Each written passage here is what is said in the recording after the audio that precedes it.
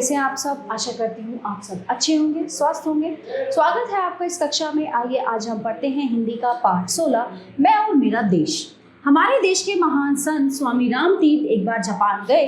वो रेल में यात्रा कर रहे थे। एक दिन ऐसा हुआ कि उन्हें खाने को फल नहीं मिले। उन दिनों फल ही उनका भोजन था। गाड़ी एक स्टेशन पर ठहरी। वहां भी उन्होंने फलों की खोज की, किंतु पा न सके। उनके मुंह से निकला कि जापान में शायद अच्छे फल नहीं मिलते। एक जापानी युवक प्लेटफॉर्म पर खड़ा था। उसने ये शब्द सुन लिए। सुनते ही वो भागा और कहीं दूर से एक टोकरी ताजे फल ले आया। उसने वो फल स्वामी रामतीर्थ को भेंट की और कहा, लीजिए, आपको फलों की जरूरत थी। स्वामी जी ने समझा ये कोई फल बेचने वाला है। उन्होंने उससे फलों के दाम पूछे पर उसने दाम लेने से इनकार कर दिया। बहुत आग्रह करने पर उसने कहा, आप इनका मूल्य देना ही चाहते हैं तो अपने देश में जाकर किसी से ये न कहिएगा कि जापान में अच्छे फल नहीं मिलते। स्वामी युवक का यह उत्तर सुनकर मुग्ध हो गए। उस युवक ने अपने इस कार्य से अपने देश का गौरव न जाने कितना बढ़ा दिया। इस गौरव की ऊंचाई का अनुमान दूसरी घटना सुनकर ही पूरी तरह लगाया जा सकता है। किसी देश का एक युवक जापान में शिक्षा लेने आया। एक दिन वह सरकारी पुस्तकालय से कोई पुस्तक पढ़ने के लिए लाया। इस पुस्तक में दुर्लभ चित्र थे। इन चित्रों को उस युवक ने पुस्तक में से निकाल लिया और पुस्तक वापस कर दी। किसी जापानी विद्यार्थी ने उसे देख लिया और पुस्तकालय प्रभारी को उसकी सूचना दे दी। पुलिस ने तलाशी लेकर वे चित्र उस विद्यार्थी के कमरे से बरामद किए और उस विद्यार्थी को जापान से निकाल दिया।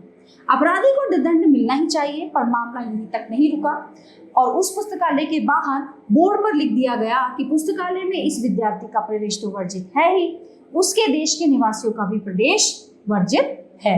जहां एक युवक ने अपने काम से अपने देश का सिर ऊंचा किया था, वहीं दूसरे युवक ने अपने काम से अपने देश के मस्तक पर कलंक का ऐसा टीका लगाया जो न जाने कितने वर्षों तक संसार की आंखों में उसे लांछित करता रहा। हम ये समझ लें कि हमारी हीनता और श्रेष्ठता का संबंध देश की हीनता और श्रेष्ठता से जुड़ा हुआ है। जब हम कोई हीन या बुरा काम करते हैं तो हमारे माथे पर ही कलंक का टीका नहीं लगता, बल्कि देश का सिर भी नीचा होता है और उसकी प्रतिष्ठा गिरती है।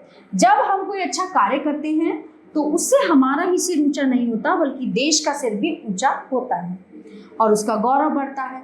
इसलिए हमें कोई ऐसा कार्य नहीं करना चाहिए जिससे देश की प्रतिष्ठा पर आंच आए। क्या आप चलती रेलों में, मुसाफिर खानों में, क्लबों में, चौपालों पर और मोटर बसों में कभी ऐसी चर्चा करते हैं कि हमारे देश में ये नहीं हो रहा है, वो नहीं हो रहा है और ये गड़बड़ है, ये परेशानी है। साथ ही क्या आप अपने देश की तुलना किसी अन्य देश के साथ करते हैं कि कौन सा देश श्रेष्ठ और कौन सा देश हीन है? यदि हाँ, तब आपको चिंता होगी कि देश की प्रतिष्ठा को बनाए रखने के लिए हमें क्या करना चाहिए। क्या आप केला खाकर छिलका रास्ते में फेंकते हैं? आप अपने घर का कूड़ा बाहर फेंकते हैं? आप शब्दों का प्रयोग करते हैं, इधर की उधर, उधर की इधर लगाते हैं, अपने घर, दफ्तर, गली को गंदा रखते हैं? होटलों, धर्मशालाओं में या दूसरे ऐसे ही स्थानों में सीढ़ियों में, कोनों में पीक थूकते हैं? उत्सवों, मेलों, रेलों और खेलों में खेलम खेल करते हैं? कहीं निमंत्रित होने पर विलंब से पहुंचते हैं या वचन देकर भी घर आने वालों को समय पर नहीं मिलते हैं और इसी तरह शिष्ट व्यवहार के विपरीत आचरण करते हैं? यदि आपका उत्तर हाँ है तो आपके द्वारा देश के सम्मान को भयंकर आघात लग रहा है और राष्ट्रीय संस्कृति को गहरी चोट पहुंच रही है। यदि आपका उत्तर नहीं है तो आपके द्वारा देश का सम्मान बढ़ेगा और संस्कृति भी सुरक्षित रहेगी। प्यारे बच्चों, ये पाठ यहीं पर समाप्त होता है। आशा करती हूँ ये पाठ आपको अच्छे से समझ आया होगा। मिलते हैं अगली कक्षा में। धन्यवाद।